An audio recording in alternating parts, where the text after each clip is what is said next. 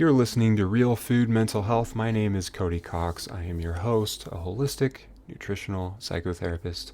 And today's episode is about strength training, particularly for those who are in the last trimester of their lives. So, the last few decades of their lives. Have you ever thought about aging and how most people who get into their 80s and 90s become quite frail? Well, what if you could prevent that? Today's guest is Janet McConnell. She is a healthy longevity advocate, fitness educator, and empowerment speaker dedicated to helping people age with strength, both physically and mentally.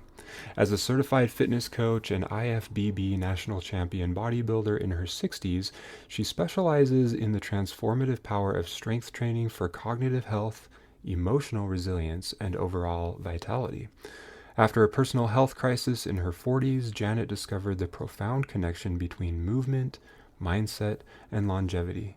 Now she helps others take charge of their health through natural, non pharmacological strategies that enhance both body and brain function.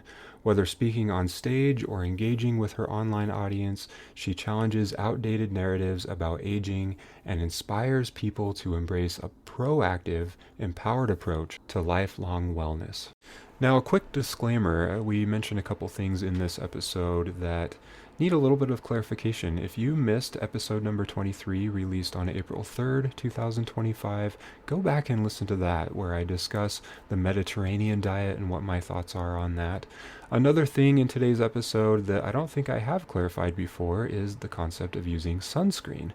I know that is a very common practice in the United States, maybe even in some other countries. I think it's mostly the United States. But my thoughts with sunscreen are they are purely toxic. And if you look at the data, you'll see that when sunscreen came out a few decades ago and became more commonplace, skin cancer also became more commonplace. So interestingly, we didn't really have that much skin cancer before sunscreen was a thing. So that tells us that nature provides, the body will protect itself from sunburns if you take care of it. And the key here is to avoid foods that cause oxidative stress in the body. So if you are avoiding sugar and seed oils and refined flours, your body should be able to protect itself from sunburns for the most part. Now, if it is the end of winter and you are going out in the sunshine for the first time, yeah, you might still get a sunburn. You want to ease into it as the weather gets warmer and you start spending more time in the sun. Give your body a chance to adapt, but it will adapt as long as you are eating a healthy diet.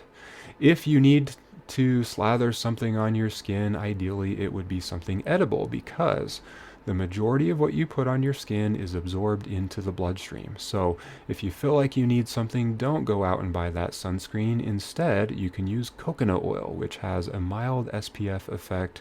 There are some other things, you can look them up online, but I would personally use coconut oil, or simply cover up by being in the shade or wearing long sleeves. There are different ways to do it without getting those toxins in your bloodstream.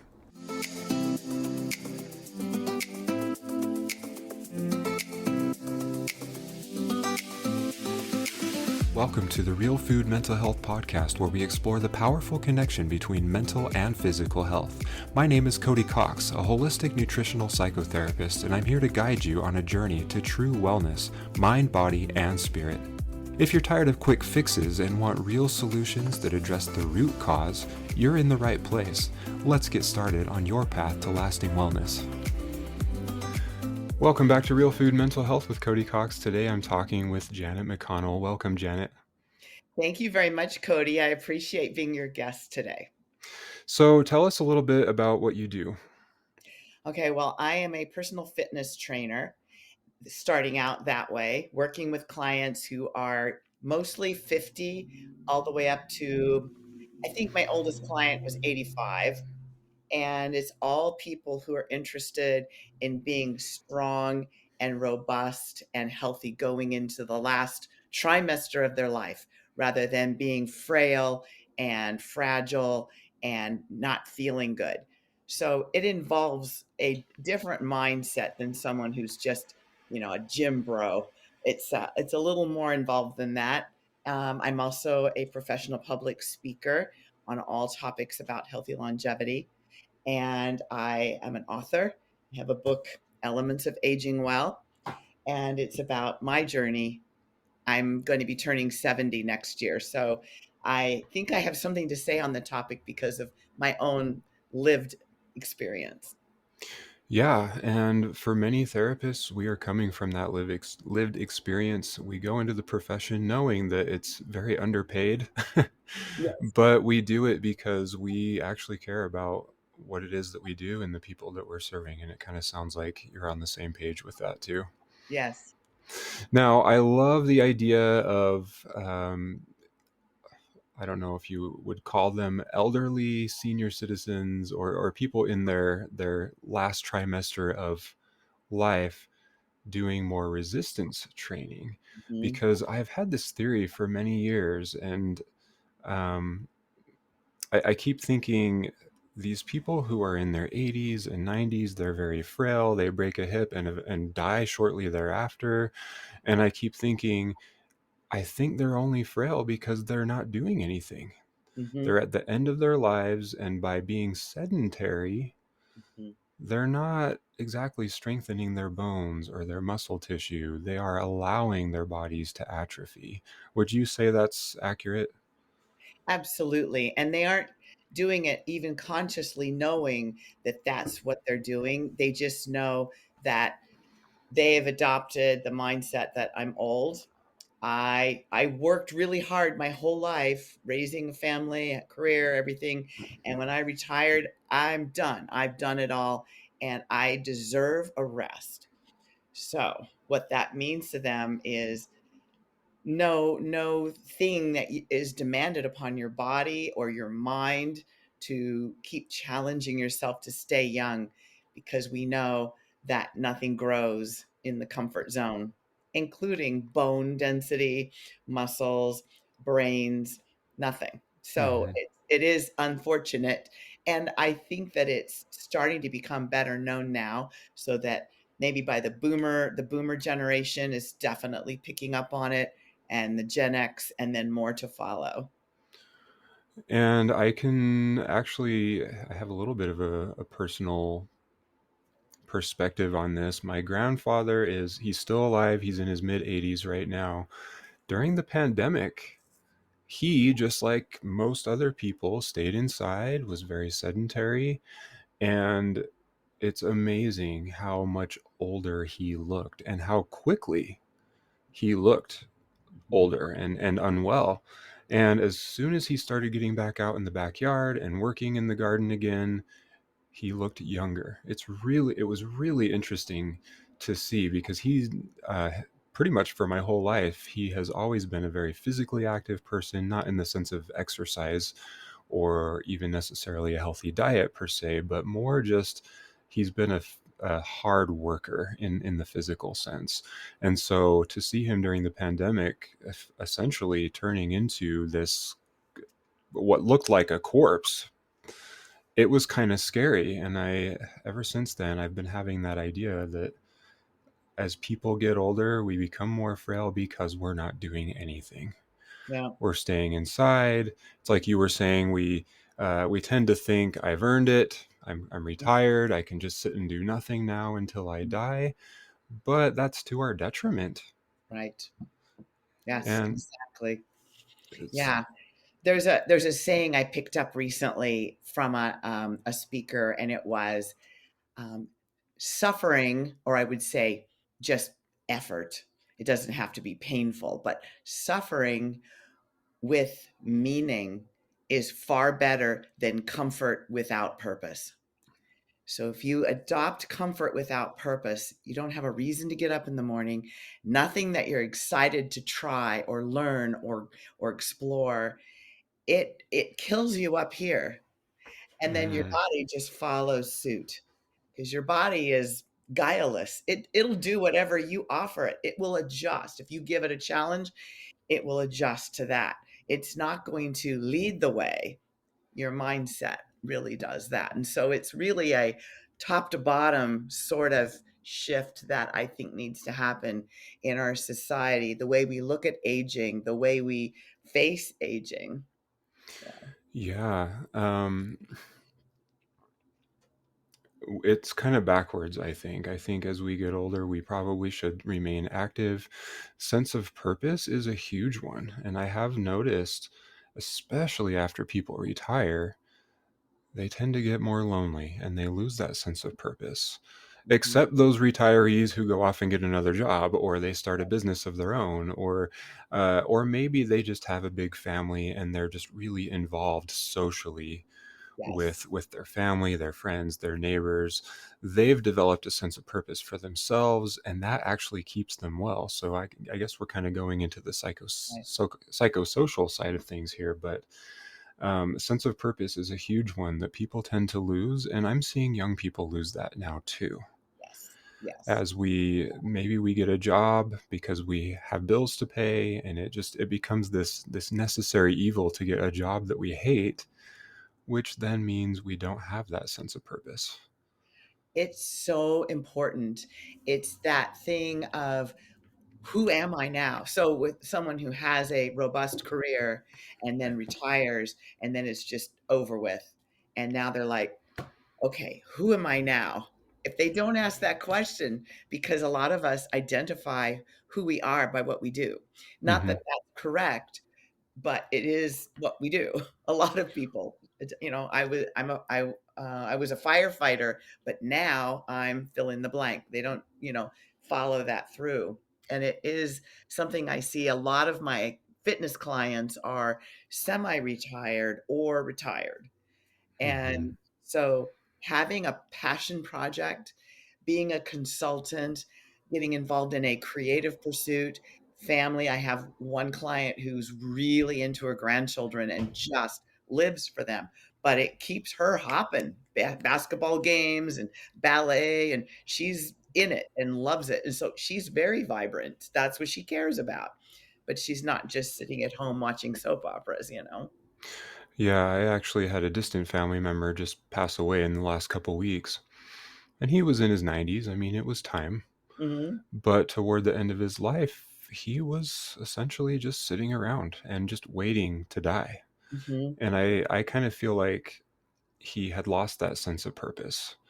He felt like there was no reason to be alive, but it's definitely a controversial thing to go ahead and initiate that yourself.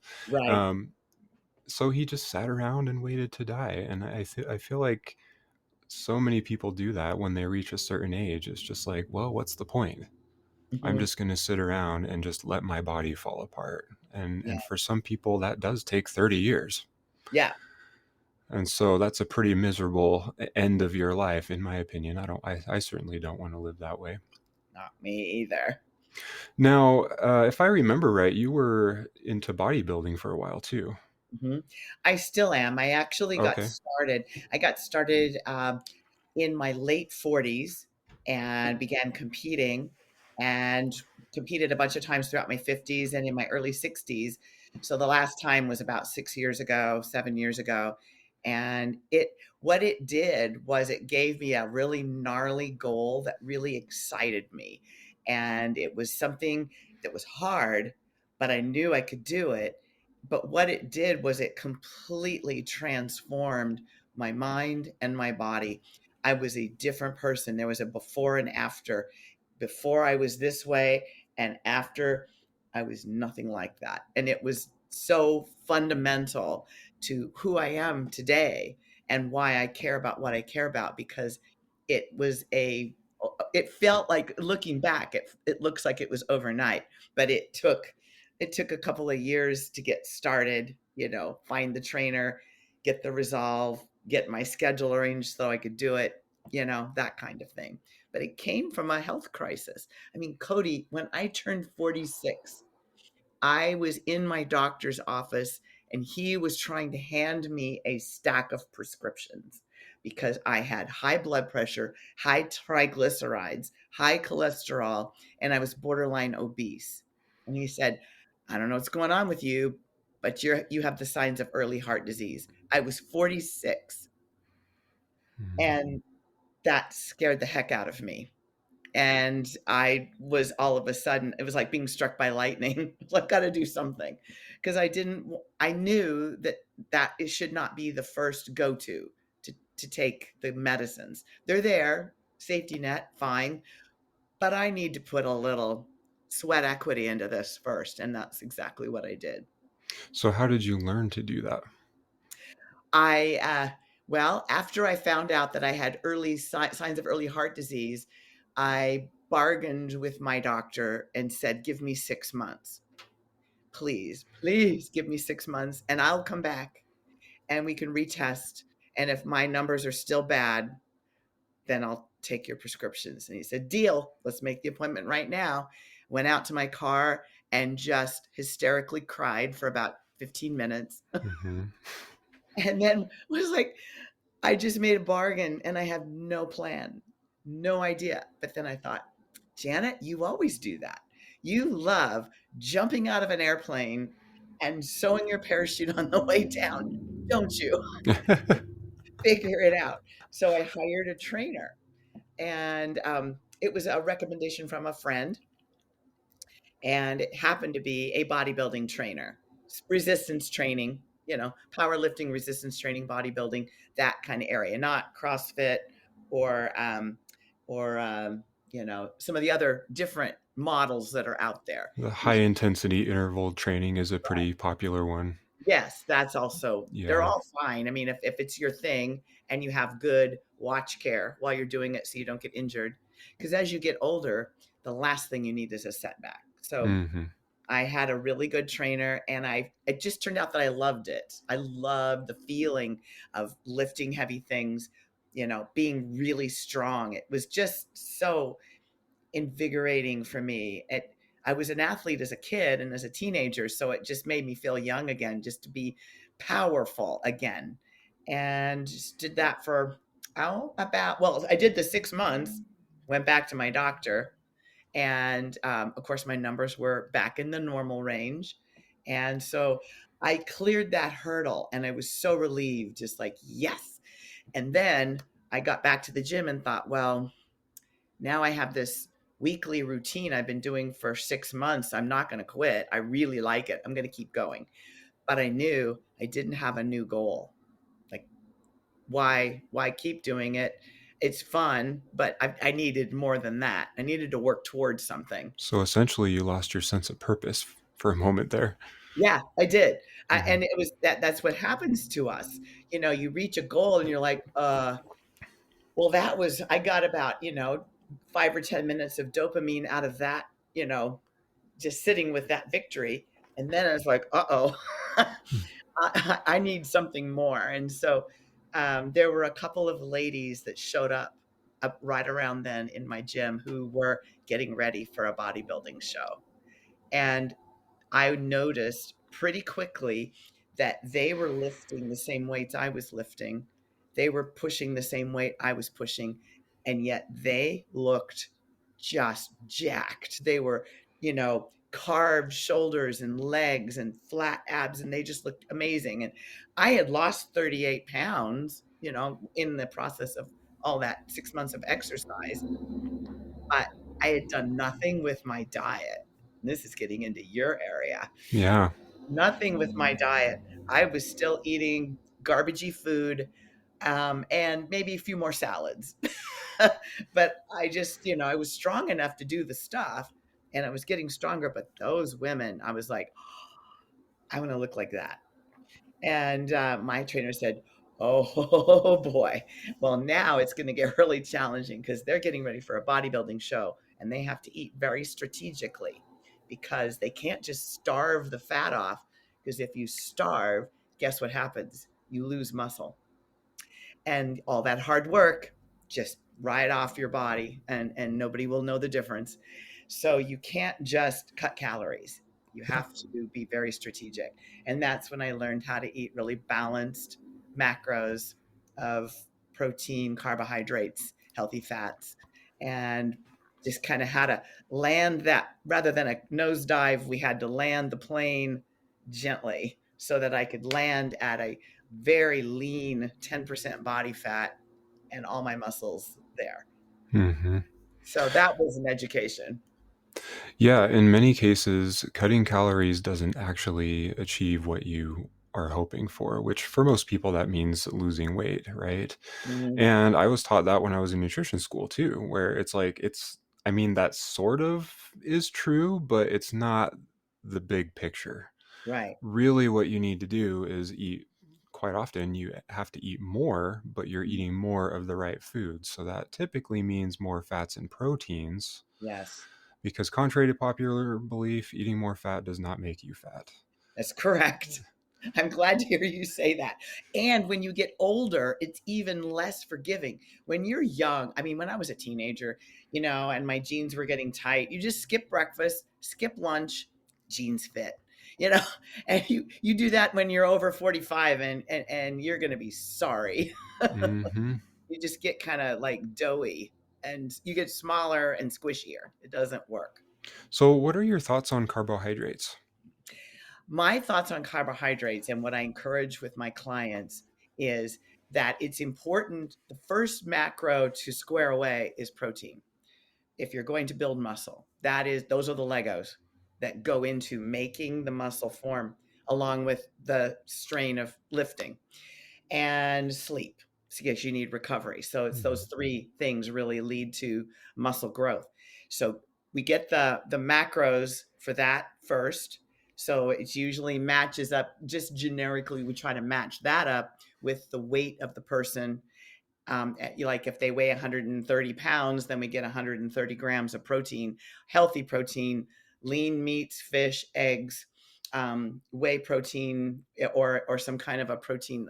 I use egg white, powder, different things that you can add in, cottage cheese if you do dairy. Those are all, decent. Some people can't tolerate that variety. That's okay. So, but that has a certain amount of calories associated with it, right? So you get that Mhm. squared away. And then with the calories that are left, so that you get an adequate number of calories, it has to be a combination to some degree of healthy fats and carbohydrates. And so the amount of carbohydrate, if it's less carbs, then it's more fat. If it's less fat, then it's more carbs, or it's equal, macros. And so everybody's metabolism responds differently. I found that my response to having too little carbs and more fat, I just got really weak and lost my stamina. If I switched it up, but then I had a girlfriend who was competing who was the exact opposite. She did really good with high fats and just a little bit of carbs. So I learned that different people are calibrated for different formulas. I think in your world, though, with when it comes to mental health and the psychology that you work with, carbs are a huge lever that you can work with to get some success in feeling a lift of depression and better emotional regulation and things like that. But Mhm. specifically about carbs, I would say I side for root vegetables and legumes, some grains. And so it'd be like sometimes rice or potato, sweet potato, the carrots and onions and beets and things like that are higher in sugars. That's what I would look at. Yeah, and for me, I tend to see a lot of people who are more sedentary. They work in offices or actually many university students. So they might do some walking around campus, but otherwise they're pretty sedentary. Yeah, And to me, carbohydrates are not necessarily a bad thing, but we do need less of them if we are less active. I agree.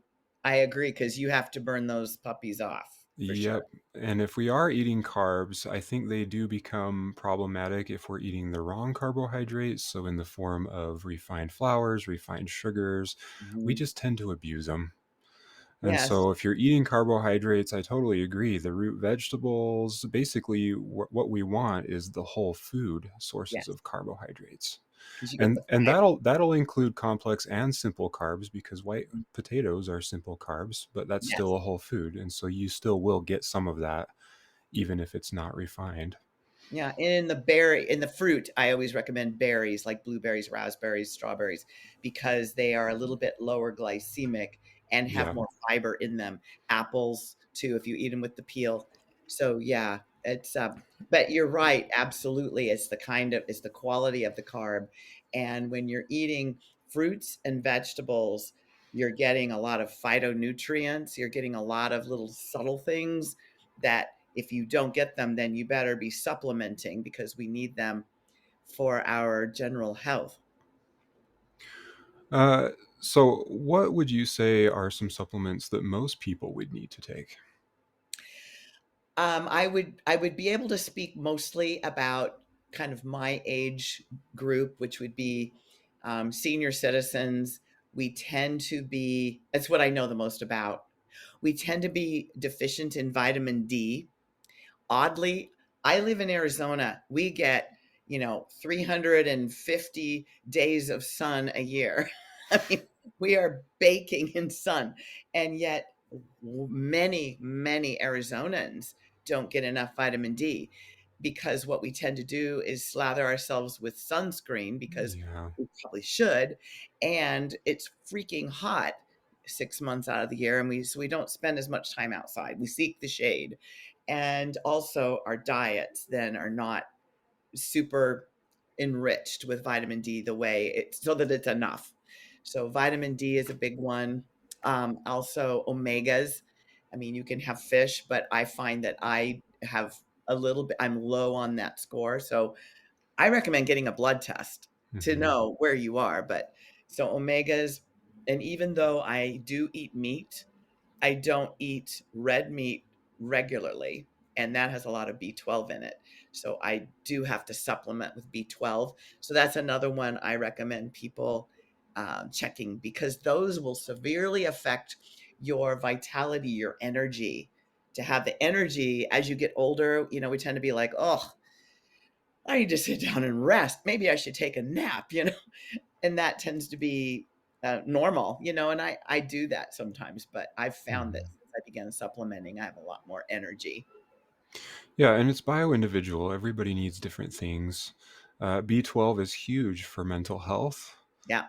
And typically, if a person is a vegetarian or especially a vegans, they are probably deficient in that B12 and some other things too. Because typically, these nutrients, whether it's B vitamins or something else, nutrients from plant foods are not as absorbable as nutrients from animal foods. Hmm. And so you just have to be careful, find a balance. Hmm. A blood test can be really helpful. And I was going to say too about the vitamin D, that's an interesting one because technically it's not a vitamin, it's a hormone. And your body produces its own vitamin D, and sunscreen can definitely get in the way of that. But Yes. also, cholesterol is a precursor to vitamin D. So you need to have a pretty good amount of cholesterol. But that doesn't necessarily come from the diet. That's a huge misunderstanding that I think people have. When you eat cholesterol, your body doesn't necessarily store it in the bloodstream. It actually produces its own cholesterol Hmm. coming from those healthy fats. So the red meats, the eggs, those other sources of fats. Yeah, egg yolks. That's another. Yeah, that's a good one. Yeah. Yeah. I'd like to talk a little bit more about strength training and how it boosts mental health. I know you kind of mentioned that you benefited greatly from resistance training, at least in terms of how your mind was working. What was your experience with that? And tell me what you know about that. How does resistance training improve the brain? Well, it does it in the short term and in the long term. So, in the short term, it's a really great way to break down that background low level stress hormone. That kind of like below the radar, it's always kind of there, worrying about your taxes or worrying about we were not evolved to do that. We were evolved to have cortisol and glycogen in our muscles to run away from a saber-toothed tiger, get up a tree and be safe and live to see another day. And then that expends all of that stress hormone, all of that metabolic reaction that happens very quickly.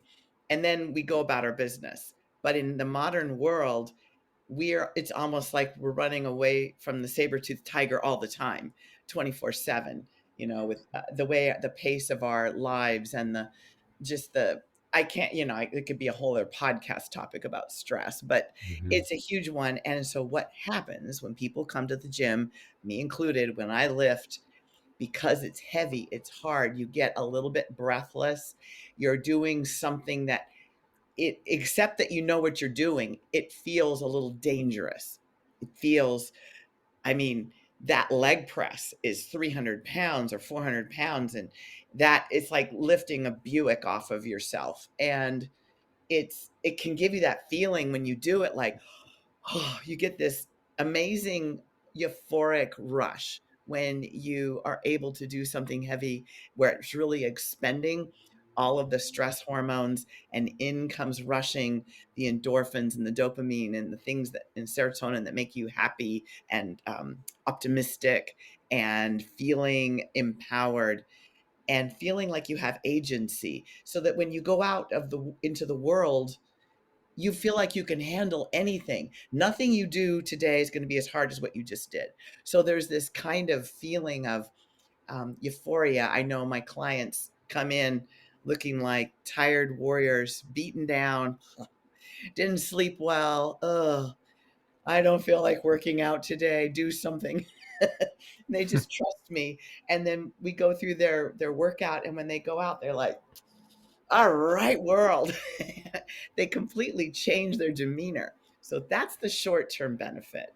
And the confidence that comes with doing something hard and challenging in such a short, encapsulated time that you can use as this framework for how you're set up for the day.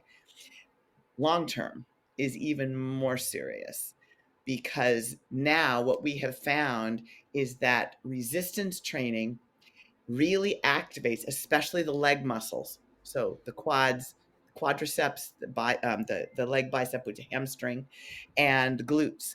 Those are our big muscles. And so when they get activated and they do something hard, what comes out and what gets activated is brain derived neurotropic factor in a very strong way. And that is a hormone, a protein, sorry. It is a, well, it kind of acts like a protein, but it's classified as a hormone. It's one of those, it's a neurotropic factor. Hmm. So it goes through your whole body and it repairs tissue, nerve tissue, so that it strengthens connections, helps repair ones that are fraying, and helps to sweep away the waste, the dead things. And it doesn't stop here. It goes up into the brain, and it helps the brain also, where all the nerves end up. That's the end of the line, helps them stay strong. And I got interested in this because there is this observation I've made among my clients. I have a few clients who have neurodegenerative diseases, Hmm. the beginnings of it, like early diagnosis Parkinson's or Alzheimer's or multiple sclerosis. And I've seen over the last more than a decade what happens to people who have those diseases already diagnosed, taking minimal medication, like for Parkinson's, to control the tremors and to help them sleep better. There's drugs that they have to take for the symptoms, Hmm. but what happens is they go back for their 4 month or their 6 month checkup with their specialist. And the specialist is like, I don't understand why you're not getting worse. They literally say that. Because they expect that. They see that with all their other patients. Right. They see all these patients day in and day out who are in the same situation, who just very progressively go downhill, depending on how healthy they were to start with, how much the genetics come into play. But when just left to its own devices, it is a degenerative disease and it does progress, and we don't have a cure yet. So the only thing we know to do now is to make sure that we find ways to slow it down. And I'm sure you're familiar, and maybe your audience is too, with back in like I think it was 2005 or 2006, there was that book or the study called the Blue Zones, Oh, yeah. right? And in the blue zones, they were able to study these pockets around the planet that there were centenarians, like a large concentration, statistically speaking, of centenarians who lived to be 100 and over with no chronic illness and no disease. And we're like, what's going on here?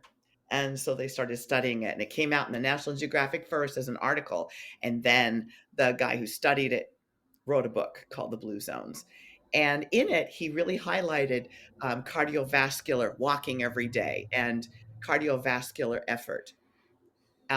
Eating the Mediterranean diet is what he espoused in that book as it being kind of across the board, because all of these different pockets ate different foods, but they were because culturally, they would like the Japan, like Okinawa, they would have more fish, for Hmm. example, whereas in Loma Linda, they were vegetarians. So there are different pieces, but all of the food that was in all of those diets was part of the Mediterranean regimen. Hmm. And the other one was social connection. It's so important to have a tight social connection when you're getting older, because isolation and boredom and lack of engagement will kill you almost as fast as smoking or anything else. So they had identified those three things. So we're all familiar with that. That's not controversial. What became more recent into the literature and into the research, and I got curious about it because of these clients I have who are like, I'm not any worse. I'm feeling great, and my doctor has no idea why. Even though in a couple cases the doctor sent them to me, because when you have Parkinson's or multiple sclerosis, you need to work on balance and stability. And, there were those reasons that made sense. You don't want them falling and breaking a hip, and just being safer, just walking around. But I was having them do, weight training at their level. And so here were these studies that just came pouring out about and they were large enough subject groups, and they were definitely high efficacy studies that are showing over and over. This one, this area is so important, because if you're eating right and you're walking the dog every day, and you're playing pinochle with your friends twice a week, so you get the social part, but you don't have muscle mass, it's not it does, like, that's the game changer, that kills it, because it'll still shorten your life. I've heard Dr. Gabrielle Lyons is a podcaster and a doctor, a longevity doctor. She's been practicing for a couple of decades now. She has a phrase that is, muscle mass is the organ of longevity. She actually said that. Your skeletal muscle is the organ of longevity. And I grasp that with both hands, because that kind of encapsulates what I'm saying here. Yeah, that totally resonates with me. Muscle mass actually makes you healthier in every way. Mhm. It improves your metabolism, it improves your energy, it improves your blood flow, which then obviously translates to better brain function. And that's really what we're getting at here is as you have muscle mass, and maybe it's just lean muscle, but you want that resistance training anyway. You want to build that muscle mass and eat a proper diet. Hopefully, it's a higher protein diet. I was taught that generally you want about 1 gram of protein for every pound of ideal body weight. Yes, Of course, it depends on the person. It might need to be adjusted a little bit, but it could be adjusted. Yeah. that's kind of the general rule that you should follow. Mhm. And that's a lot of protein for a lot of people. And so you do have to diversify. I know you mentioned like the cottage cheese, the egg. I think you said egg white powder, right? Yeah. You can get proteins from different sources, and even technically plants provide protein too. Yes. Yes. Incomplete proteins, you have to get a variety of them, Yes. but you do need a lot of protein to build that muscle mass in addition to that resistance training. Now, is cardio a bad thing? No, it's just that No. I think we do need more of that resistance training because that's what our bodies are actually designed for. Yes. And bone health is a big part of it too. As you Mhm. are bearing weight, you are Yes. actually strengthening your bones. And so I'm sure, Janet, as you work with people who are in the latter years of their life, they probably are building bone density and they are less prone to breaking a hip or breaking an ankle or whatever it is. Have you Mhm. noticed that at all? Yes, I find that because a couple of ladies that I train are especially adventurous and go on these gnarly world trips where they're, you know, climbing down into the pyramid, into the belly of the pyramid and these little steps and or hiking along the Amalfi Coast where there it's all stairs and they are not ADA compliant.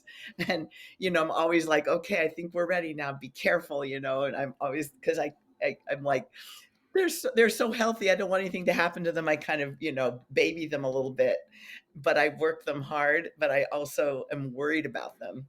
And they come back and they're like, "Yes, I tripped once and I kind of stumbled, but I just got a little bruise. I'm fine." They in other words, it's that kind of thing where everybody falls sometimes. But Yeah. when you have strong bones and muscles, you fall better. So you fall without actually hurting yourself. And it's absolutely true. Bone density, if any of your listeners have come back with a diagnosis of osteopenia or osteoporosis, strength training must go along with a really robust diet, healthy. Make sure that it's got all of the vitamins. You can't just take 1,000 milligrams of calcium in pill form and continue with your current lifestyle. If you think that's going to save your bones, it won't. Yeah, your body actually needs other nutrients to absorb that calcium. Hmm. And typically, nature provides what we need for proper absorption. So if we're taking a supplement, that's an isolated nutrient, and sometimes they include other nutrients, but Yeah. the isolated nutrient isn't going to be near as effective as just eating proper foods. It's funny that you said you mentioned the stairs not being ADA compliant. I was thinking about how my wife runs a nature school. Uh-huh. And a big thing, I mean, it goes by different names: nature school, forest school, outdoor school. A big thing in that area of education is this idea that we need to walk on uneven ground. Because by doing so, we are building muscle, we are improving balance, Mhm. probably improving bone density to some degree as well. But there's a reason nature provides that uneven ground. Not everything should be ADA compliant and perfectly flat, evenly measured. We Yeah. need we need that natural environment to be healthy. It's very true. One of the kinds of stability training that we do or that I do in the gym is instability training. And it has to do with being able to do things where your feet are not on the same level or they're on a slant, where you have to correct for your center of gravity, or standing on wobbly, cushiony, like little rubber cushions so that it's not stable because it excites all the little feedback nerves that you have in your feet and your ankles and your calves, as well as your eyes, tell you where you are in the world, proprioception. And that is so important as we get older because those are kind of those little discrete things are the first things that just sort of drift away if they don't get used.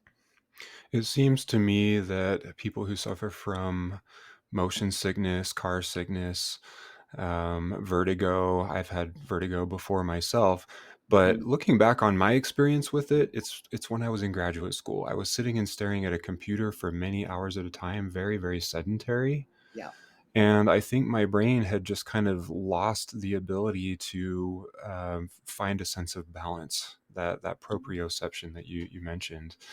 And so really we just need to get outside, or even just in the gym, if kind of depends on where you are and Mm, what the climate is like. Maybe you're in Phoenix and it's 120 degrees and it makes sense to be inside, but you do need to challenge your body on that uneven ground with varying levels of weights in different movements to mhm, allow the brain to stay sharp and to allow the body to stay strong.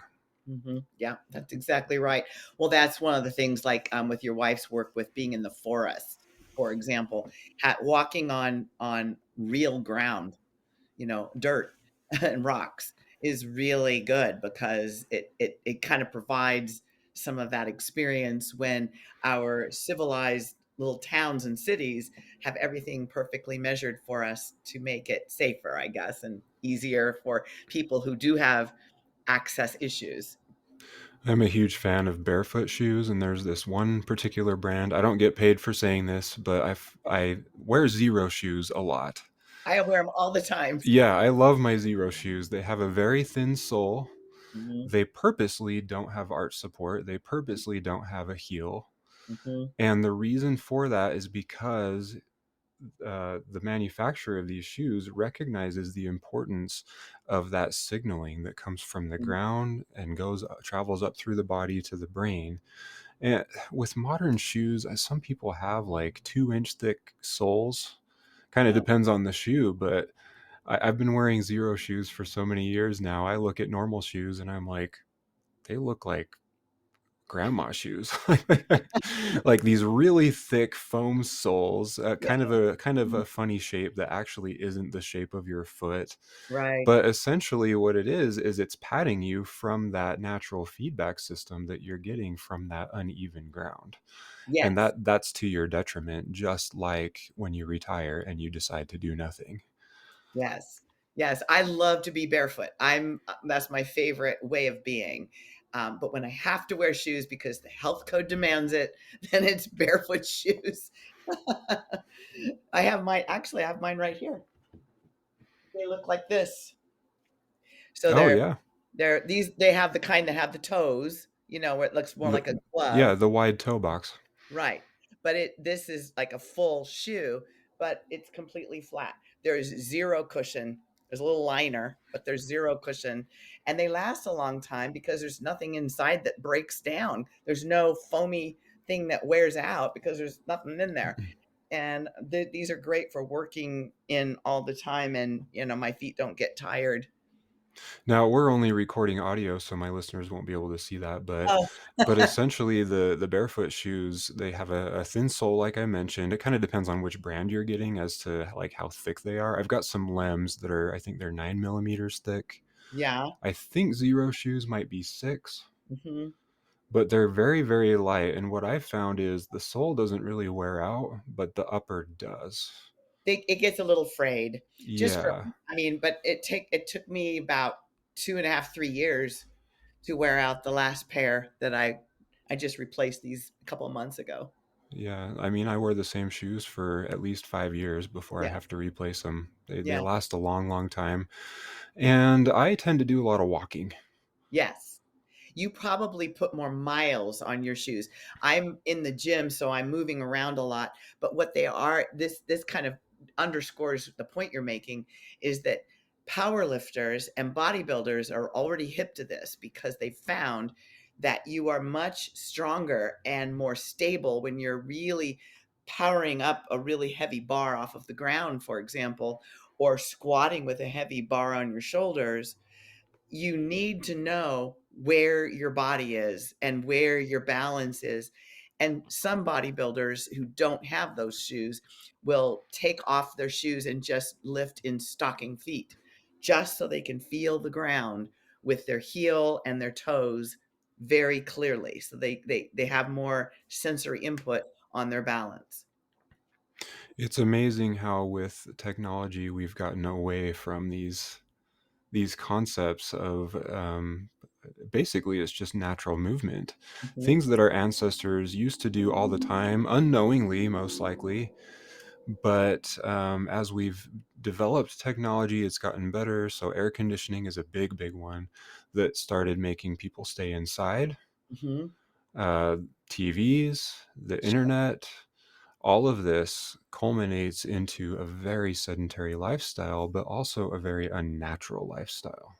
Yes. And that is my philosophy on why mental illness is so rampant now. It's actually quite common at this point because we're just sitting around and we have this technology to make life easy when we're sitting around, but it didn't used to be that way.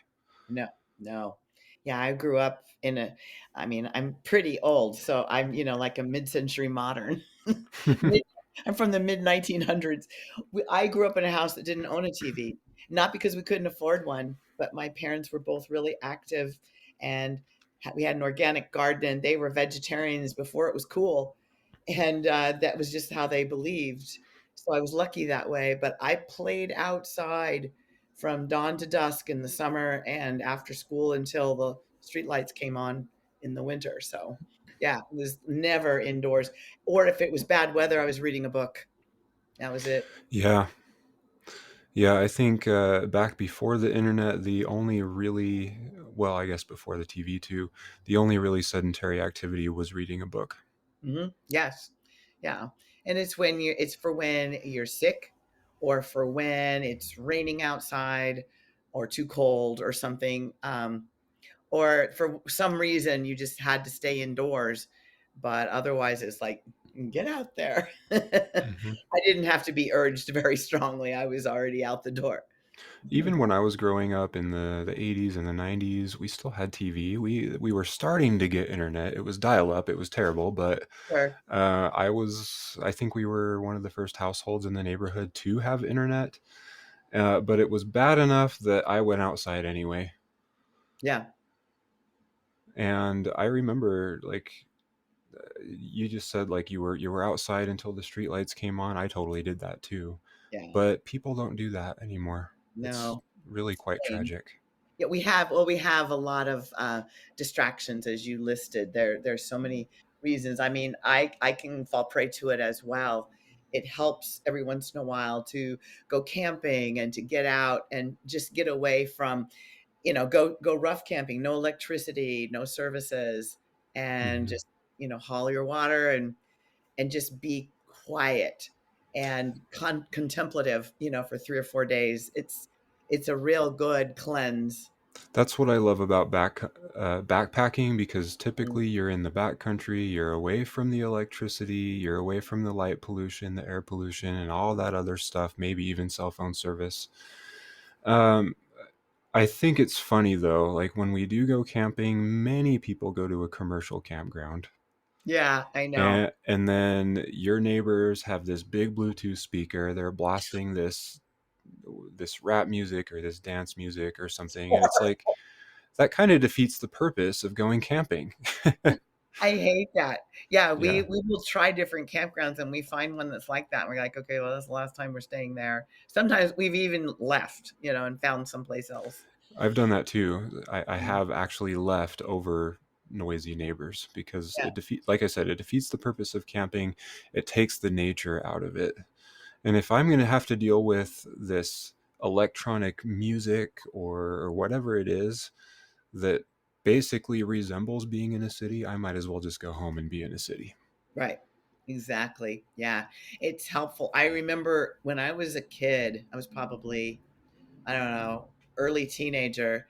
My father was a huge outdoorsman. He worshipped John Muir because we lived in California. We went to Yosemite a lot in the high country in the Sierras, Mhm. and we hiked one time up to Half Dome, and as you start out in the valley, there's all these motorhomes and people and noise and just just the rabble basically.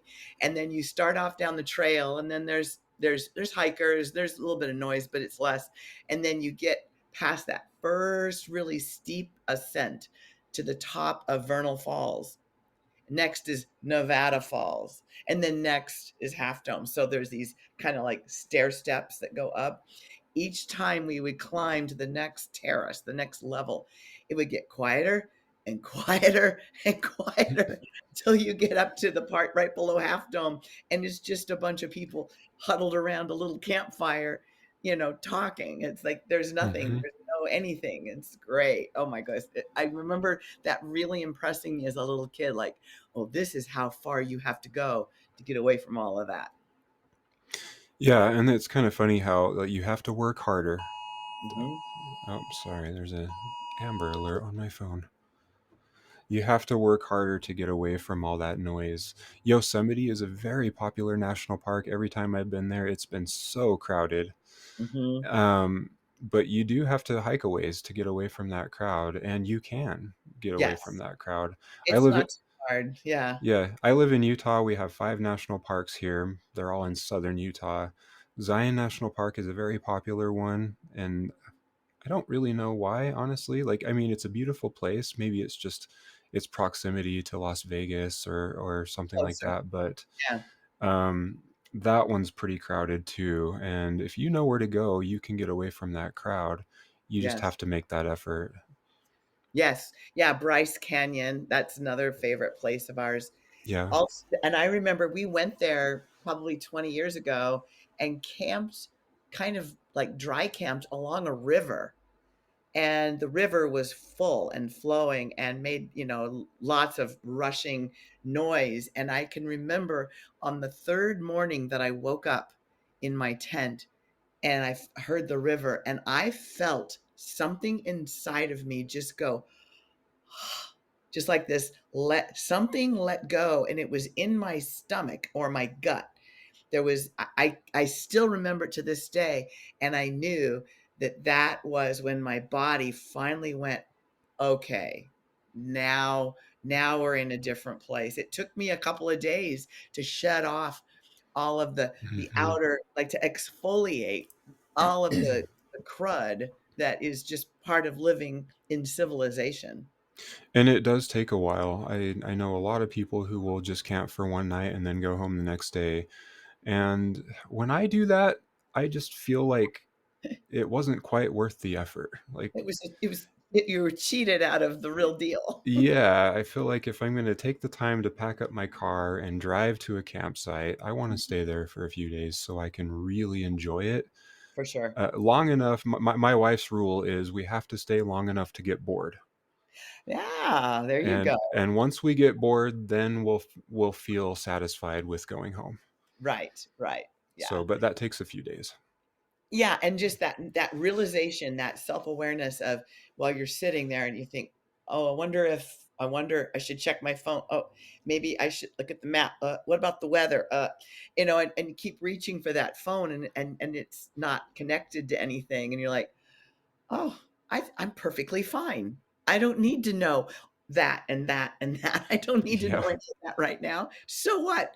I'm here right now and I'm going to just enjoy it." So it is kind of humorous when you realize, oh, because I think, oh, well, I'll be fine, but then it's like, no, no, there's an addiction there. It really is kind of funny. I catch myself checking the weather a lot on my phone just because I can. Yeah. But then I think about when I was growing up, you had to wait until it was on the news or find it in the newspaper. Hmm. And you were just okay with getting that information so infrequently. And yeah, sometimes it was inaccurate, but it is Yeah. electronically too. So Yeah. we can survive without internet connections Yes, we can. And and without all this technology. we did for many millennia. Yeah, we did. Well, Janet, we are coming up on the end of our episode. I wanted to ask you a question. If there's one thing that you could change about the way people approach health and wellness, what would it be? Oh, I think it would be coming to terms with your destiny. What is it that you want out of your life after you retire? All that stuff is past. What is something that you don't want to give up? And maybe you're afraid of getting old because you have to give things up. You think that. If you think you're going to have to give up something that would make you very sad, what would that be? Would it be being able to hoist your grandchild over your head and not throw your back out? Is it having to give up playing golf or give up traveling to a foreign country or whatever because you're going to be too weak or not be able to handle it? And I would say train for that. Train for it like it's an Olympic sport. So do the things that you know you need to do to make sure you can still keep doing that, and change your mindset, because aging is inevitable, but decay is optional. Well said. One last thing, if people wanted to find you, learn more about you, maybe work with you, how can they find you? One of the ways is probably my email. Are you going to have show notes? Yes. Okay. So you'll have my email. So you're welcome to reach out to me personally. I also have newly a newly created YouTube channel that's starting to take off, that goes into a lot of detail about each of the aspects that we've talked about today that are in my world of longevity fitness. And it's especially good for people over 50 that are looking for some answers, some reassurance, to know they're not crazy, and that there's a way out. We have choices and we have a way forward. And then and LinkedIn is another one. So I'll make sure that you're provided with those three links for sure. I Okay. mean, I have my website too, but there's less. It's harder to contact me through that. So I would say those are the three. Okay. Yeah, I'll definitely put those in the show notes. Thanks Okay. so much for joining me today. You're welcome, Cody. It was a pleasure. If you enjoyed this episode, make sure you leave a review. That really helps me out. And also subscribe to the show wherever you listen to your podcasts. Real Food Mental Health is intended for informational and entertainment purposes only. The information presented on this podcast is not intended to replace any medical advice, diagnosis, or treatment. While I am a healthcare provider, I am not your provider. Always seek the advice of an appropriate healthcare practitioner with any personal questions you may have regarding a medical condition. Never disregard professional medical advice or delay in seeking it because of something you have heard on this podcast. Reliance on information provided by this podcast is at your own risk.